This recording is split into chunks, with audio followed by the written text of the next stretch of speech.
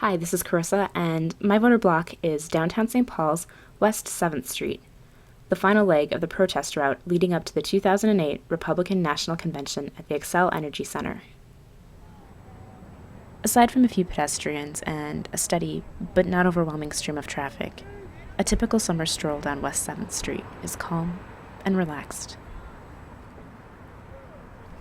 However, when the RNC comes to town, the street will not only be filled with delegates and media, but also protesters, like Katrina Plotz. I've been a member of a Twin Cities-based group called the Anti-War Committee for the past 3 years. And the Anti-War Committee is part of the larger coalition that came together a couple years ago, actually, when we first heard that the Republicans were going to be holding their convention in the Twin Cities. Several different activist groups came together and decided that we needed to have a national demonstration in our city while the convention was happening. We hope to demonstrate to the country and really the rest of the world that the American people are opposed to the war. Overwhelmingly, the majority of Americans are against the war. They want it to end, and they want our resources to be put towards other life-affirming things. 40 years ago, in the midst of Vietnam, another unpopular war, people gathered in Chicago to protest the 1968 Democratic Convention.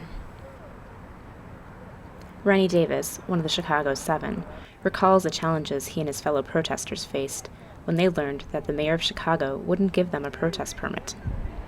We suddenly found ourselves in a situation where permits were not going to be granted. I reached out to the Lyndon Johnson administration nationally at that point, talked to the Justice Department. They sent out the Attorney General at that time was Ramsey Clark. He sent out his kind of right-hand man, Roy Wilkins, to understand our purposes, which were basically nonviolent. Roy Wilkins was a prominent civil rights activist who graduated from the University of Minnesota, and the building just behind the Xcel Center is named Roy Wilkins Auditorium in his honor. Roy Wilkins was just a tremendous assistant, so he and I together went into the mayor's office to negotiate permits, but permits were denied. Unlike Chicago, St. Paul did give a permit to the protesters of the 2008 RNC, just not the route they wanted. This is not the route that we originally applied for. We feel that it's not an ideal route. I mean, we're going to make it work, but we feel that the route that we chose was better. It's wider streets, would have been more visible, would have been more accommodating for the numbers that we're going to have.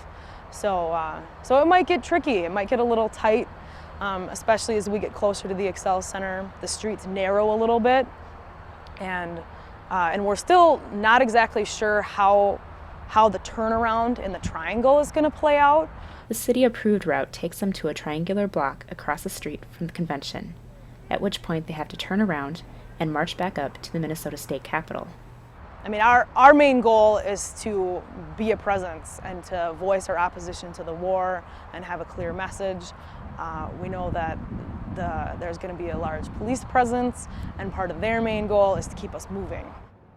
Davis says the 1968 convention clash with police was tragic, but at the same time, he found the protester spirit to be inspiring. To see so many young people just completely undaunted by the attacks of police and just would not give up their joy and their life and their, the whole Lincoln Park was called Celebration of Life.